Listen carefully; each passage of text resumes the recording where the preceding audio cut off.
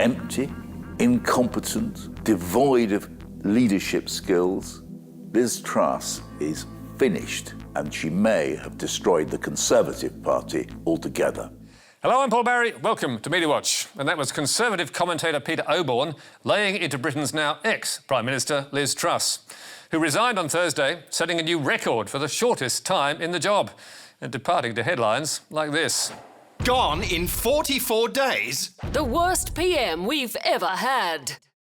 It was another extraordinary week in British political history, and it came to a head amid scenes of mayhem in Parliament. The Deputy Chief Whip was reported to have left the scene saying, "I'm absolutely effing furious, I just don't effing care anymore," before he resigned, along with the Chief Whip. But we've just been told they have now officially unresigned. The Home Secretary has, however, definitely gone. In short, it is total, absolute, abject chaos. Fleet Street, of course, has played a part in that chaos. Front-page scandals ended Boris Johnson's reign at the top, and the Tory press then backed Liz Truss to replace him before gleefully hastening her demise. Now the same mastheads are pushing favourites again, and as UK politics professor Tim Bale told the ABC, what they say matters. Despite the fact that circulation has fallen a great deal and it probably doesn't have that much traction with voters, it does have an awful lot of influence on Conservative MPs. And each of the people who have been chosen over the last three leaders have been very much the favourites of the Conservative press. Liz Truss was helped into the job by The Telegraph, Daily Express and most of all the Daily Mail, which boosted her with weeks of positive headlines and soft interviews. That helped her climb from third place into the runoff, where she won the party member vote in a landslide, to the Mail's delight. Cometh the hour, cometh the woman. But they weren't her only admirers. Greeting her victory, Murdoch's The Sun declared, Liz Truss is the radical Prime Minister we need for the crisis engulfing Britain. And in Britain and Australia, comparisons with the UK's first female PM were everywhere.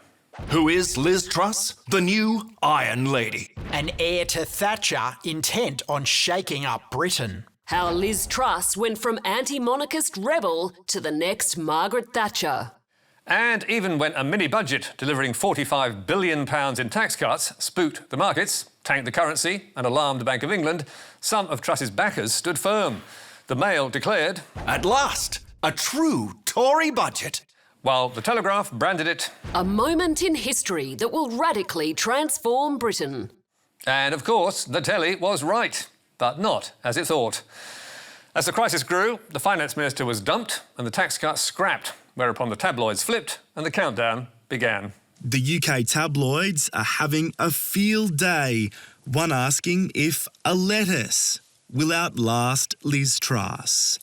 It was the lettuce that captivated a nation, with the Daily Star's live stream lettuce cam attracting 1.7 million views. Until on Friday's front page, the winner was declared. Let us rejoice! Plucky Daily Star veg outlasts Lettuce Liz as she wilts in political heat. Attention then quickly turned to Truss's replacement, with the Daily Express asking the one big question. Will Boris bounce back to number 10? To which The Sun answered, you bet. Bojo. I'll be back. And following up next day with, I'm up for it. I'm flying back. We're going to do this. it is amazing to me to even put him in the race, given how he was forced out only 6 weeks ago. And if you've forgotten how that played out, here's a recap. Sajid Javid has resigned. I think Rishi Sunak has just resigned. Just hearing that there's been another resignation. We can't keep up. As we talk, another one has gone. But today came news we will be spared a repeat, as Boris pulled out of the race, claiming he could win, but it wouldn't be the right thing to do. And who's to blame for all this mess? Well, Truss for starters, toxic Tory factions, rank-and-file members who hoped Liz would be Maggie Mark II, and many say the British press. Back in July, James O'Brien, a former Daily Express reporter turned radio host, lamented, right-wing newspapers have given us 3, soon to be 4, Conservative Prime Ministers that they insisted were incredible, and they've not lasted 10 minutes before being turned on by their own colleagues. As others have observed, Britain has become a laughingstock. It has never been governed so badly. And there's still 2 years and many more front pages until the next election. But now to the trial that has had the media on tenterhooks. Court resumed at about 10 o'clock this morning. We weren't sure if it was going to be a verdict or a question. It was a question. They were asking for more time, telling Chief Justice Lucy McCallum that they weren't able to reach a verdict beyond reasonable doubt. They were told that they could take all the time they needed. After 12 days of evidence, we still have no verdict in the trial of former political staffer Bruce Lehrmann, who denies raping his former colleague, Brittany Higgins, in Canberra's Parliament House almost 4 years ago. And for the last 2 weeks, the TV networks have been running updates around the clock.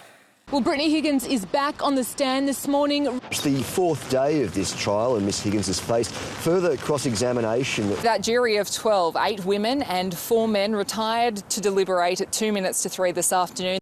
And, of course, they've been reaching for those favourite clichés, the bombshell and the twist. Bombshell evidence in Brittany Higgins' rape trial. Brittany Higgins in a court twist. The papers, too, have been giving it front-page treatment with some truly shocking headlines, like this one in the Adelaide Advertiser after Higgins' last day of evidence. The rape divide. Yes, the brains trust at the Advertiser thought it would be fun to run a rape pun on its front page. And what did the pundits think of that? Not much. Greens Senator Sarah Hanson-Young tweeted the Advertiser to complain. Rape isn't a joking matter for stupid puns and pathetic headlines. Do better. And Labor politician Justin Hanson made a similar point in State Parliament. There's an actual human, and quite possibly a few actual humans, who looked at that headline and thought, yeah, that'll do. Inside the Tiser and syndicated in other News Corp papers were 4 more pages of punny headlines and salacious tidbits in what it called The Higgins Files. How Whiskey Search turns sour. Higgins in fetal position. My world is rocked. First words from accused rapist. But the News Corp tabloids were not alone in their fascination with a case the media regularly and wrongly dubbed the Higgins trial. And as Jacqueline Maley wrote in the Herald, there's a reason for their interest. This sexual assault case is like no other we have seen in Australia. Unlike in other sexual assault trials, the complainant was identified and even treated like a hero by some. In media terms, there was no better story than Brittany Higgins' alleged assault. A post-Me Too chronicle in which sexual crime, politics, cover-up and scandal all intersected.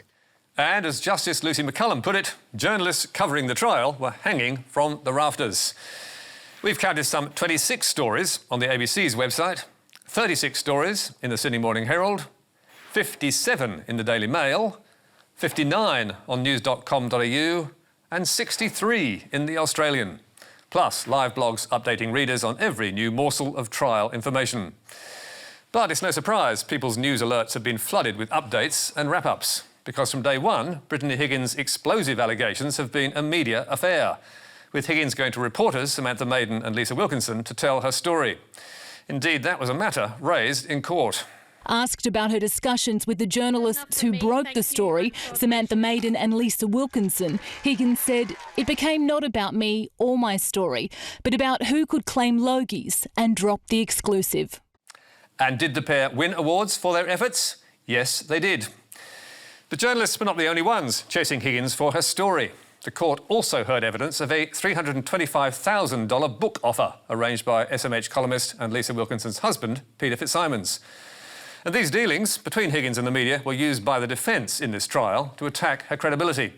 As 7 News reported, questioning why she spoke to journalists Lisa Wilkinson and Samantha Maiden before going to police, claiming she may have been motivated by a 6-figure book deal offer from Wilkinson's husband. In response, the prosecution has emphasised Higgins' honesty and consistency as a witness, or as Studio 10 put it, ultimately the Crown really wants the jury to see her as a reliable witness, saying that she has been accurate, she has been honest and she has been consistent throughout the trial in the evidence that she's given. And that is one of the key matters the jury will have to weigh up when they resume tomorrow, with a hungry media eager for a verdict. But now to a case involving allegations against a well-known Tasmanian politician, which landed the Hobart Mercury in hot water last week. The ex-partner of Adam Brooks has told a court the former State Mines Minister had been intimidating her by going into her house when she was at work and watching her come and go from a nearby lookout. That story appeared in the Mercury more than 12 months ago. and the paper was scrupulous in telling readers that Adam Brooks disputed the allegations and denied wrongdoing. So, what's the problem? Well, in explaining what the case was about, the Mercury reported has applied for a family violence order against Mr Brooks, who now lives in Queensland. Alongside the woman's misspelt name was a picture of her with her former partner, which the Mercury had ripped from her Facebook page. And why are we hiding her face and her name?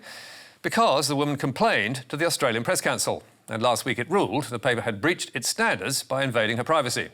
That is despite the fact the proceedings were in open court and there was no legal ban on naming her or a suppression order. So why did the woman feel she had a right to be aggrieved? As the Press Council ruling explained, the complainant said she felt humiliated. She was seeking the protection of the court. And she had argued that reporting on family violence should not deter victims from coming forward and seeking the assistance of the courts for fear of being named by the media. That is a fair point. In its defence, the Mercury argued there was no legal ban on naming her and it was in the public interest to have open justice. It also said it didn't normally identify alleged victims in domestic violence cases, but given the high-profile nature of the former couple, the publication considered that its readership would have been aware that the article was referring to the complainant even if it had not named her, as the complainant's relationship with Mr Brooks was public knowledge. Adam Brooks certainly is well known in Tasmania, and he's often been in the headlines for the wrong reasons. Adam Brooks has been suspended from Cabinet after revealing he has been using an email connected with his mining consultancy company. Police allege he was found with a handgun, ammunition and a fake Victorian driver's licence. A second woman has accused Liberal candidate Adam Brooks of dating her under a false identity. But despite his notoriety, and the Mercury arguing the ex-couple were well known, the Press Council said it was unnecessary to name the woman, ruling publications should not publish information that could cause or contribute to the risk of harm, offence or distress. The Mercury has now removed the woman's name from the online version and published the Press Council's findings. But as with all Press Council rulings, it will face no further penalty. Meanwhile, Australian community media, which published the woman's name in its 2 Tasmanian mastheads, can ignore the ruling altogether because it is not a Press Council member. In fact, last week, the woman's name was still in one of the Examiner's online stories. We asked ACM why that was so and if they had read the Press Council adjudication.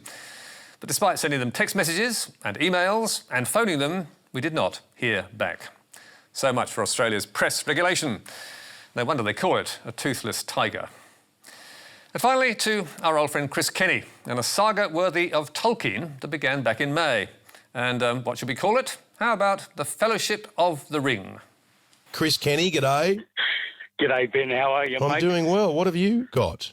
Look, I took my little fellas to the Swans last night. I found a diamond ring not far from the SCG in Paddington.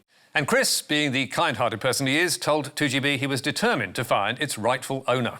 There's probably somebody having conniptions about having lost this diamond ring, and let's see if we can get it back to them. So, did Ben Fordham's top-rating breakfast show find the ring's unlucky owner? It did not. But never fear, Chris had the might of News Corp at his disposal, with his Ring of Intrigue then featuring in the group's Sydney paper, the Wentworth Courier, and on his own Sky News show. I found this diamond ring. It was in this little box. There's an engraving on the ring. I'd love to reunite that ring with its rightful owner. Any luck? No again. But Chris wasn't giving up. A week later, another TV plea. Well, I've tried the radio, I've tried the local newspaper, the jeweller, the police, social media, and this show to see if we can find the owner. And this time, even bringing in a jewellery expert to see if the diamond had been registered. Sadly, it had not. Now, some 5 months after finding the ring, we know Chris is really desperate because he's phoned into the ABC. Hello, Chris in Bondi Junction. Hi, Sarah. How are you? Yeah, good. What have you lost? I haven't lost anything. I found a diamond ring. Chris in Bondi Junction. ABC Sydney Evening's host Sarah McDonald eventually twigged. Oh, is this Chris Kenny? Yes, it is, oh, my Sarah. Gosh. So your last gasp is to try the ABC. That's your so you'll stoop so low, Chris, to come on the ABC to find the ring's holder. Regular listener, long-time listener, first-time caller, Sarah.